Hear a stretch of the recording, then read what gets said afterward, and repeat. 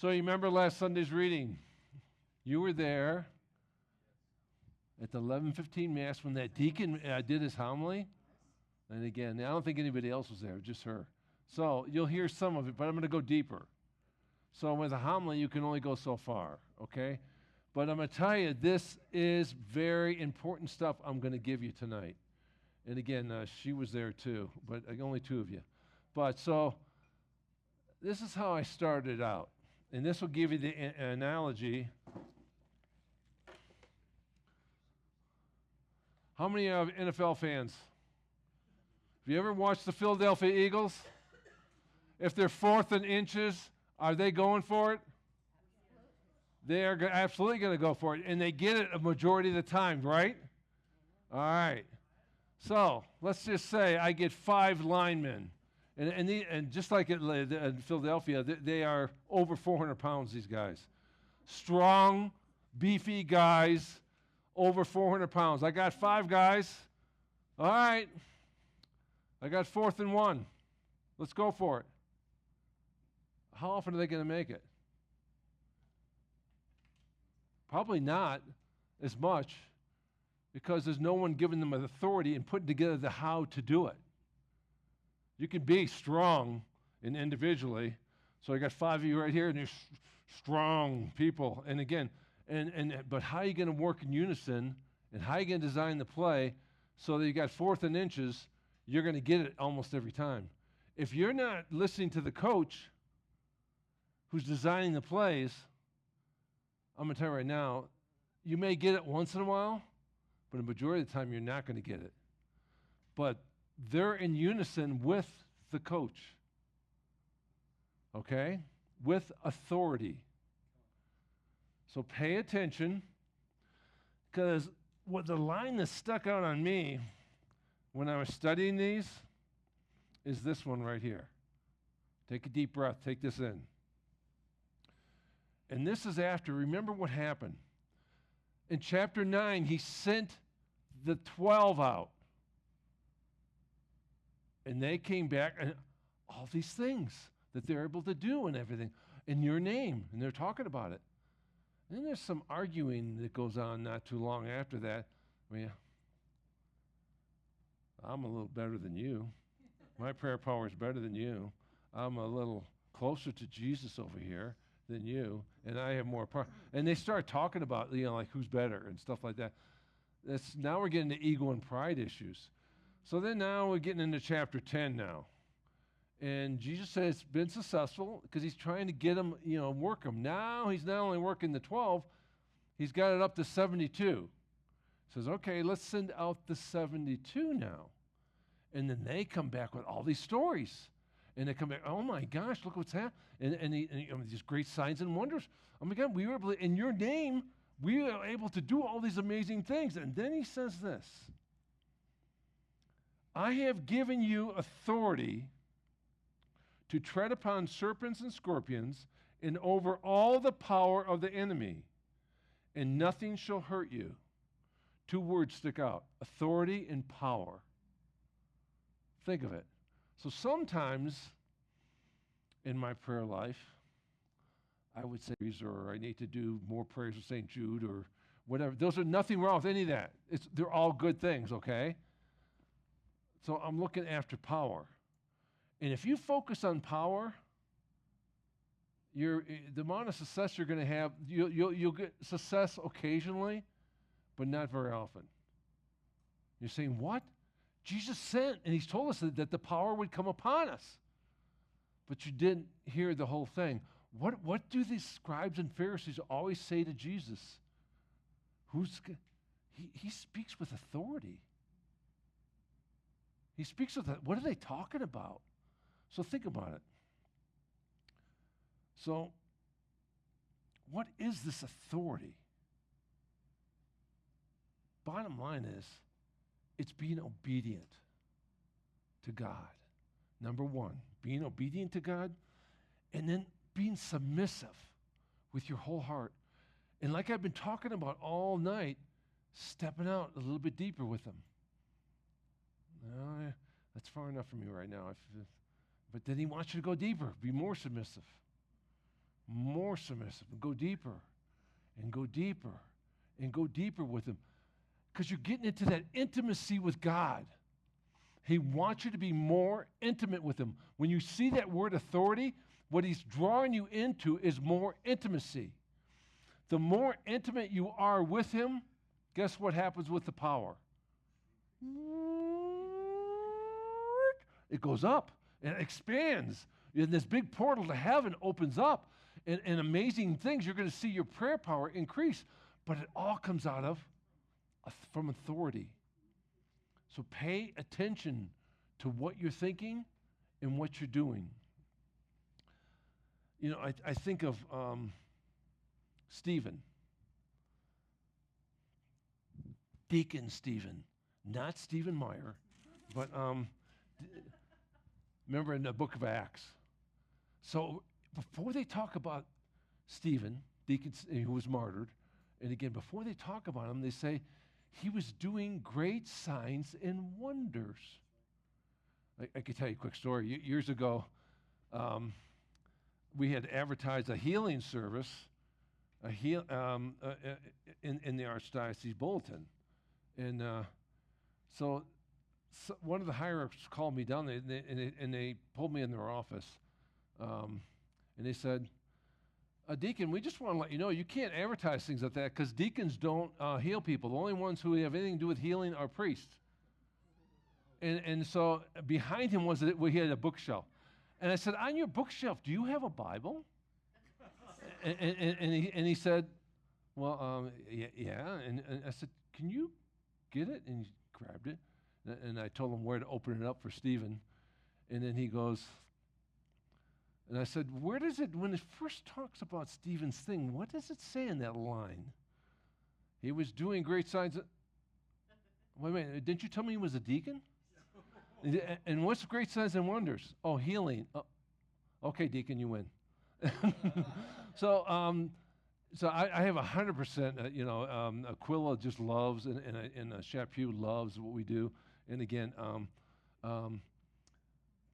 but to come from authority like that down and to have their approval, I'm telling you, there's something that goes with that. And again, so I connect that to you because with Stephen, he's working his great signs and wonders, and there he is. He's being stoned. In the midst of being stoned and having all these rocks thrown at him, he speaks to the Father and says, forgive them, for they know not what they do. He steps right into this intimacy with them. He obviously knows God the Father intimately and knows Jesus intimately, right?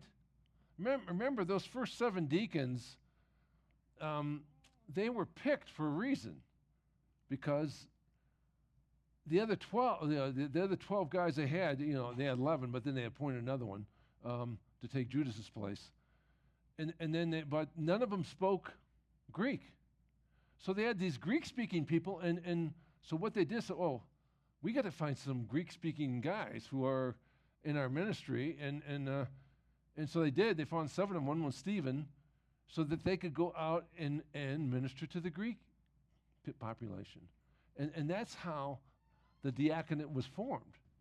And again, so here he is doing that, and he gets stoned to death. So pay attention to what happens in the power of forgiveness. You see, that authority, sometimes we walk in the authority of our rejection. Sometimes we walk in our self-hatred. Sometimes we walk in our unforgiveness. If you had only known what happened to me back in, when I was a kid, if you had only known this or this. Sometimes we walk in that our entire life, and it can manifest on us with disease in all kinds of ways. So what we know about disease today, I didn't talk about this, and again, some of you have heard me say this kind of stuff before, but the brain science today is stuff that's already in the Bible.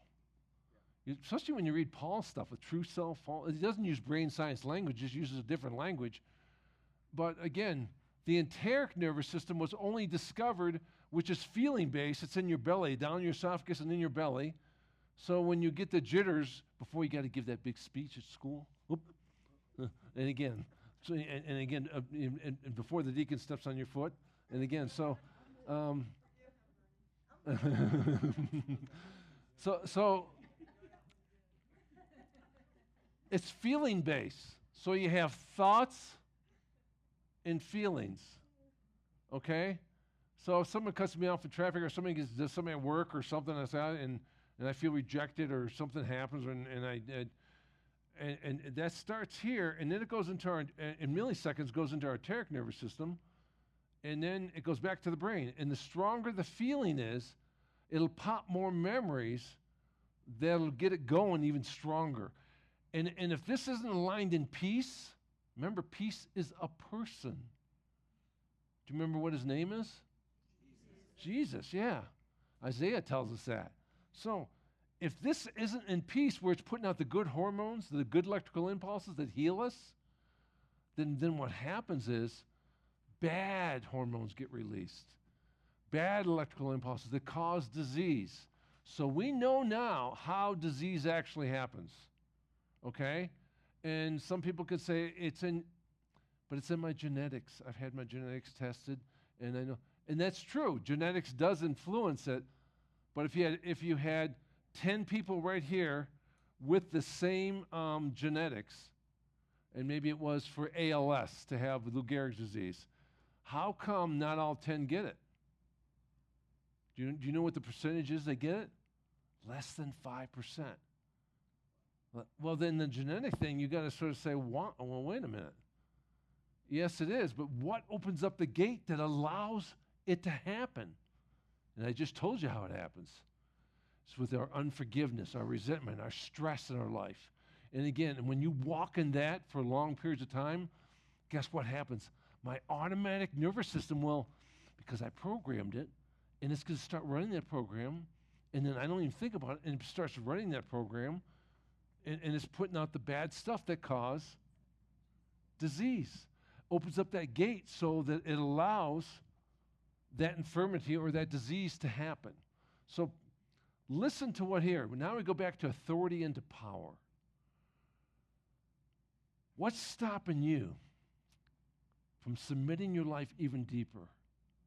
Remember, you can go deeper. You could say, well, I've gone as deep as I want, and this is how far I want to go. I've had people tell me that in spiritual direction. And again, I'm very happy. I like this prayer, and I do this prayer, and this prayer, and then that's what I do. And I do pray at meals, and I say the rosary once a day. And but what about, do you listen to God? What do you mean? Listen, I've never heard him say anything. You heard him say something? Well, again, but you got to practice it. You got to learn, like I was talking about in the other with the communion service. You got to practice being a mystic. A mystic is you walk in it's experiencing God 24/7. You're walking in that. That's all it is. It's not this New Age thing. Mystics have been going on since the time of the beginning of the Christianity. Who was the mystic of all mystics? I call her Mom, Mary. Okay, and you could tell because she hung around with this other apostle. We call him John. And how come his writings are so much different? His gospel and his other writings are way different than everybody else. He was hanging out with this mystic. And Jesus called Mom. And again, he called Polly Mom too. And again, so he's hanging out with her. And when you're hanging around with a mystic like that, you're going to start thinking different. And when you start writing your gospel, it's going to be way different than the other ones. So that's why John's so much different. Pay attention, because now you're walking into the heart of God, and into the sacred heart, into this intimacy. And that's the authority you want to walk in, because then the power increases so we can get breakthrough in whatever you're dealing with. It doesn't start with the power. Remember, I can get 5 big 400-pound guys, but if they're not running the play the way I call it, from my authority, I'm going to tell you right, you're not going to have very much success. I don't care if they're 500 pounds. It doesn't matter how strong they are. But if they're working together with the authority, now the power. I don't think that, from what I've seen, not very often do the Eagles miss a 4th and inches. It's something like 90% that they make it. I'm betting on them yeah, for a 4th and 1 or 4th and inches. And again, never against them. So we saw that in the Super Bowl. And again, so pay attention to the authority part. Intimacy with God. Be willing to go deeper, whether it's in your sacraments, what is in Mass. So some of you are not Catholic, some of you are Catholic. But in the Catholic Church, we really believe in the true presence, that Jesus is actually present in the body and blood. So when I'm preparing that cup and those gifts just came up, and I pour the wine into that chalice, and then I take the water. The water is all of our tears, all of our pain, all of our suffering, our illnesses, our depression, our anxiety, and then I put a drop in. Now, what's in that cup represents our life. Our life. And again, so when the deacon lifts that up and the priest lifts up the bread that becomes Jesus' body, and the deacon lifts up the blood, the wine that becomes the blood, I'm telling you, it's heaven on earth. But remember what the center of the Mass is. It's not the Eucharist, it's not the Word. The center of the Mass is right here. It's out of this right here. This is where the power is. So when you look at authority, the world will tell you, are you nuts? It's a guy dying on a cross. And you're going to put faith in that? What kind of person are you? And what did you just say? In his wounds and his suffering? That's why I say, when you look at this cross, you meditate on the wounds, it should always get you teary-eyed. It's not like, well, I don't like that cross. I like the other one better. I don't like this one. It's nothing like that. This is a portal to heaven. When you learn how to leave your blood clot here, and you meditate on the wounds, he suffered already once for that, even before it happened. And you meditate on this, and then you leave it here. And when you leave it here at one of the wounds, he'll tell you which one. You just meditate, you listen to his voice, get intimate with him. It's his authority. You're stepping into that. The wound's right here. You leave it here, and now you have a portal to heaven now. Where did he go? He's back there. He's hiding on me. Again, same thing with going on here, what you're dealing with. And again, I gave your wife, I think I gave it to your wife, or did I gave it to your daughter? I'm sorry. All right. A cross, okay? And I'll get you one too, okay? Get you a cross. So, when you meditate on that, so then you're going to take those home. Hand him the cross. Smell that cross, will you? I always put chrism oil on those crosses. Do you know why? Right after Ralph was baptized, what did we do after we poured water on his head? We put chrism on his forehead. So you're part of this family, right? So you'll be able to smell that cross. And it should activate your senses so that a day when you're saying, I feel hopeless, so I just feel like, gosh, I'm not getting any better. I feel like this. If you're feeling that way, those thoughts are not coming from God, right? Right? So, oh my gosh, my arm's not getting any better. Things aren't getting any. No, who's saying that to you? God wouldn't say that to you. You smell that. It'll activate your senses to open up that portal to the day you are baptized. So you know he's a God of hope.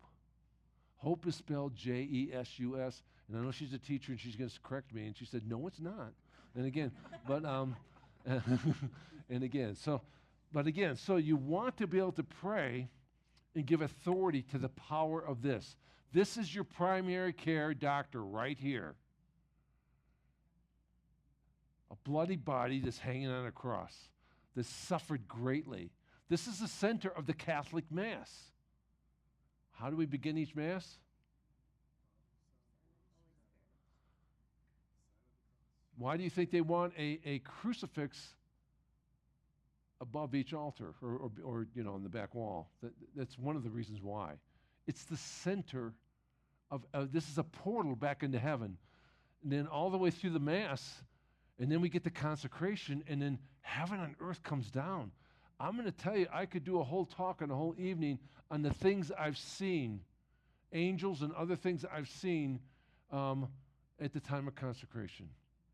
And again, don't tell me that it's just bread and wine.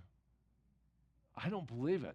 I've seen cancer leave people's body after taking communion. I've seen depression flee when they take communion. I'm telling you, it's real. And God wants you to know it's real because the authority is right here. And the more intimate you get with Him, what happens with the power?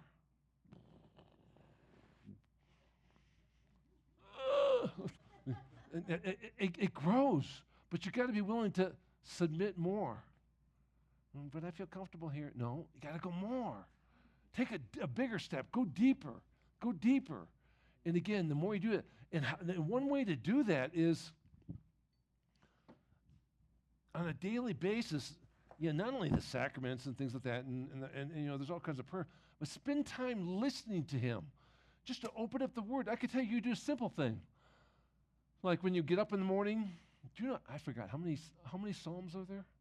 150. Yeah, 150. That's right. And again, just when you lay there in bed, just say, "Okay, Lord, what number do you want me to read today?" And between 1 and 150. And the numbers are going to hit you. Oh, 36. Okay, go to 36. Start reading it, and if all of a sudden you get to a line and all of a sudden it just pops to your heart, stop. Read that line again and just get quiet then. Get quiet and just listen to His voice. The highest level of prayer, when you're stepping into the highest level of authority, is just listening to God, shutting this up. That's a low level. Like Father Benedict Rochelle would say, it's like Pac-Man, always going. And he goes, you got to keep Pac-Man's mouth shut and learn how to just listen with your ears. That's submitting to Him. And now you're listening to His voice. But start with the Word. Plant the Word here. Now, I don't want you to read it here. I want you to take it from here, and you can bring it up there, but I started here. And it could be just one line. You could just type in, if you're working on healing, Bob, just type in on the computer, healing scriptures. I'll tell you, it's probably 500 of them that pop up. Just pick one. And then maybe you read that one. And then what do? You go back and read it, and then you plant it on your heart. And then get quiet and listen to His voice and see what He wants to tell you. That's the highest level of prayer. Now you're stepping into this high level of authority. And you're submitting yourself, and you're going to go deeper each time. And when you go deeper, what happens to the power? There you go. Okay, you got the idea? That's enough.